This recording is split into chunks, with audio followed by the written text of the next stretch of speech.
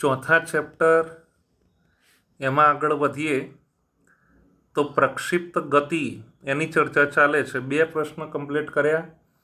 એ બે પ્રશ્ન એ આવડી જાય પછી આને આગળ વધારતા રહેજો એટલે આ પ્રશ્ન પણ સહેલો થઈ જાય।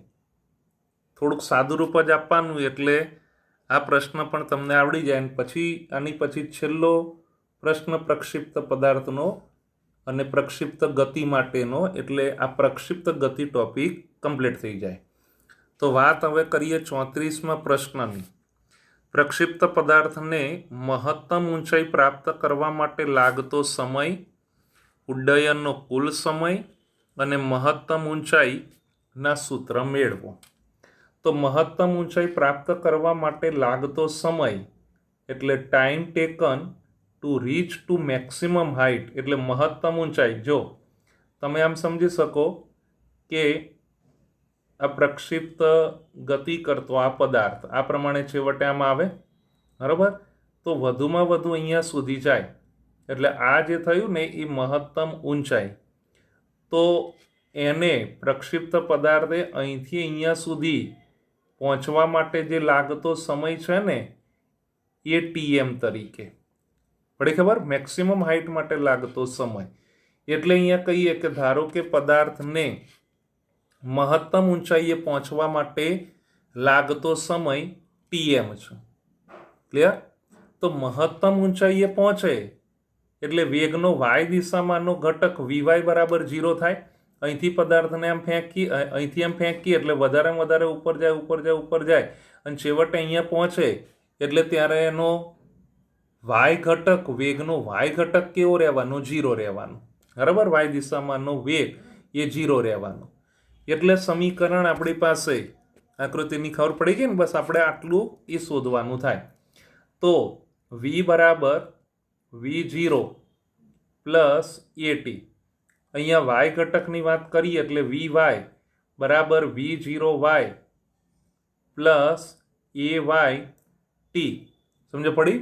પ્રક્ષિપ્ત ગતિના આગળના બંને પ્રશ્ન એનો ઉપયોગ આપણે કરીએ છીએ, આ ખાસ ધ્યાન રાખજો। અને ખાસ 32મા પ્રશ્નને તો ગમે એમ કરીને તૈયાર કરી કાઢજો, કેમ કે એનો જ ઉપયોગ કરી અને આ પ્રક્ષિપ્ત ગતિની બાકીની થિયરીઓ એના સૂત્ર આપણે મેળવતા રહીએ છીએ। તો અહીંયા v0y એટલે v0 સાઇન થીટા 0 પડી ખબર, અને ay બરાબર માઇનસ જી એટલે માઇનસ જીટી। આ કોની બરાબર આવ્યું? વીવાય થઈ ગયું આ પ્રમાણે। એટલે વીવાય બરાબર v0 sine theta 0 minus GT. સમજ પડી? તો વીવાય બરાબર v0 sine theta 0 minus GT એમાં કિંમત મૂકીએ છે તો વીવાય બરાબર શું? 0।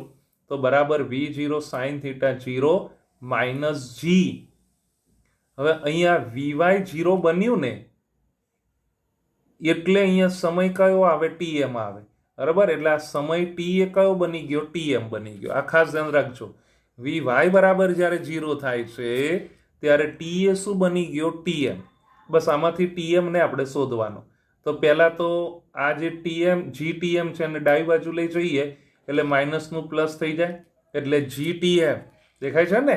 તો જીટીએમ બરાબર v0 સાઇન થીટા 0, ટીએમ ને સૂત્રનો કરતા એટલે જી આવતો રહેશે છેદમાં એટલે ટીએમ બરાબર v0 સાઇન થીટા 0 અપોન જી।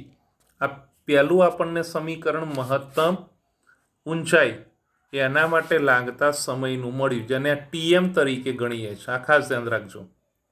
હવે બીજું સમીકરણ તૈયાર કરવાનું છે ઉડ્ડયનનો કુલ સમય એટલે ટાઈમ ઓફ ફ્લાઇટ। તો ઉડ્ડયન સમય એટલે ખરેખર કહેવા શું માંગે? ઉડ્ડયન સમય ક્યારે કહેવાય? અહીંથી પદાર્થને એમ ફેંકીએ, પ્રક્ષિપ્ત થાય અને નીચે અહીંયા આવે। તો આ જે પદાર્થ છે ને અહીંથી શરૂઆત કરી અને અહીંયાથી અહીંયા સુધી આવે, હવે અહીંયા આવે એટલે એ એચ મહત્તમ ઊંચાઈ મળે। તો અહીંયા સુધીની વાત આવે ને એટલે આપણને ટીએમ આવે।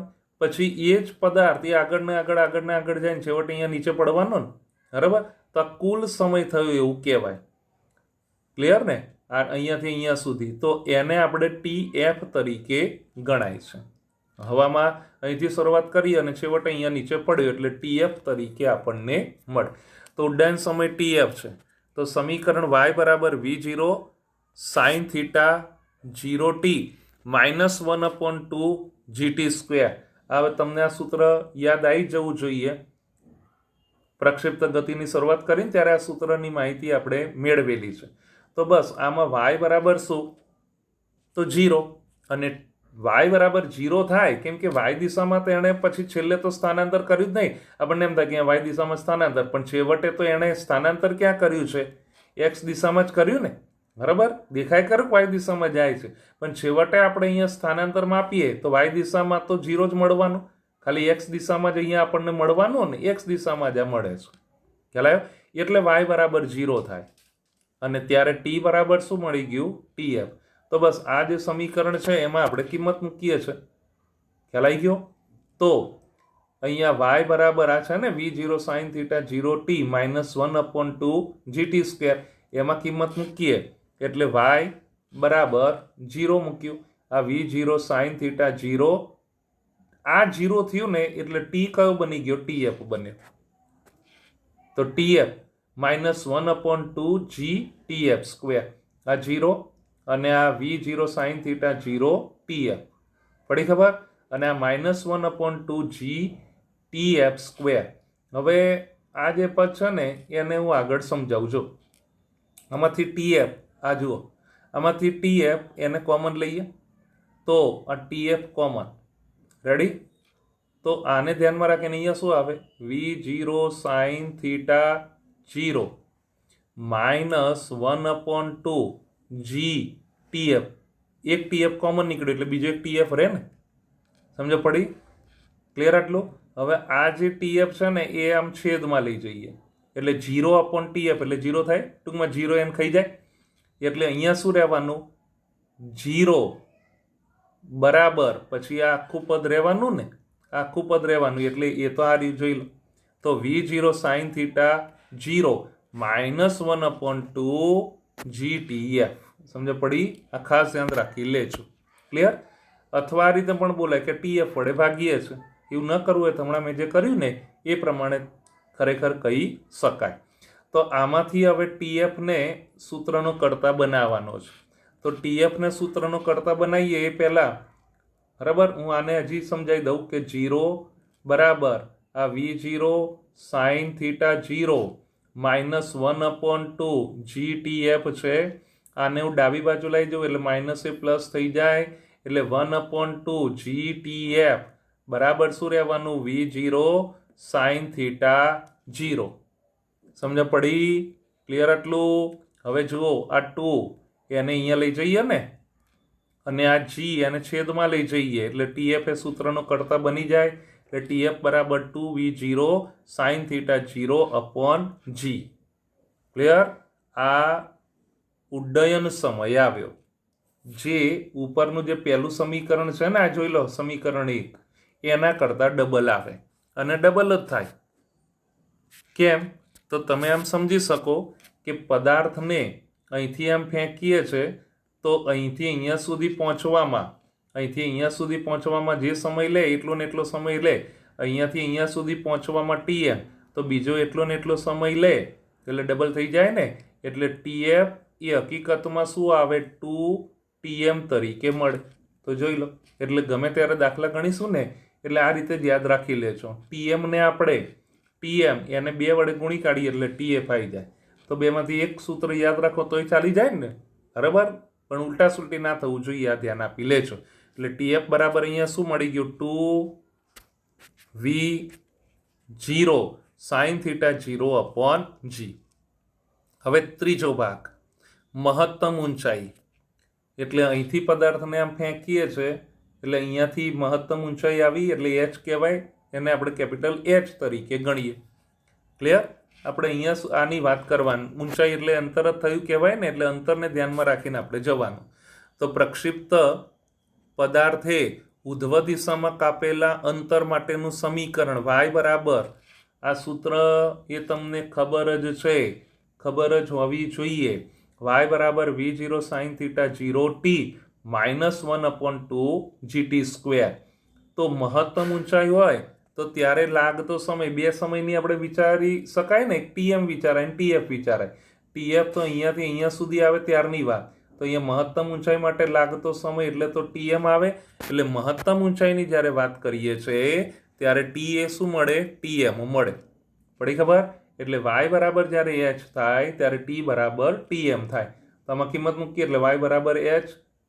પડી ખબર? અને t શું બની ગયો? TM. તો આ TM અને -1/2 GTM સ્ક્વેર. ક્લિયર? તો h બરાબર v0 sin θ 0 TM -1/2 GTM square.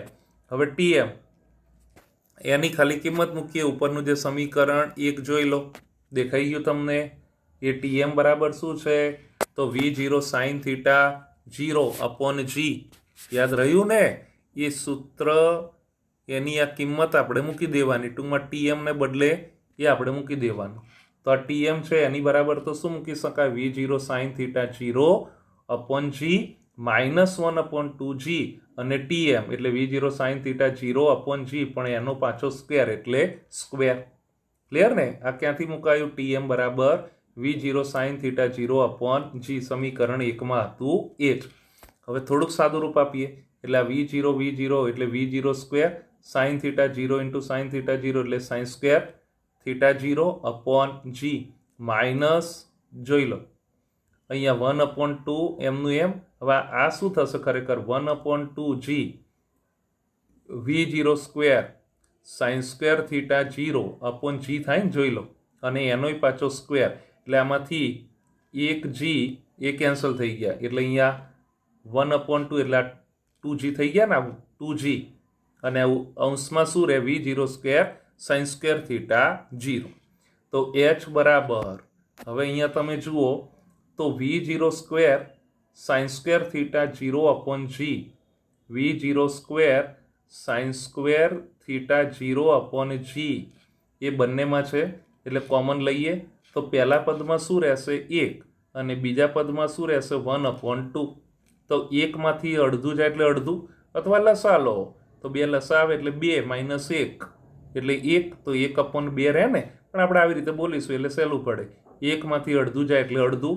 તો અહીંયા શું રહેશે? v0 square sin square θ 0/2g રહે. તો આ પ્રમાણે અહીંયા આપણી પાસે એ કિંમત મળી ગઈ. જોઈ લો. ખ્યાલ આવી ગયો? તો h બરાબર v0 square sin square θ 0/2g તરીકે મળે. અહીંયા θ 0 જ લેજો. બરાબર? આ રીતે. તો આ h માટેનું એટલે મહત્તમ ઊંચાઈ માટેનું આ સમીકરણ અહીંયા તૈયાર થયું. ક્લિયર આટલું? આ પણ એક અગત્યની થિયરી, દાખલા માટે પણ ઉપયોગમાં આવે એવા પ્રકારની આ થિયરી. ઓકે.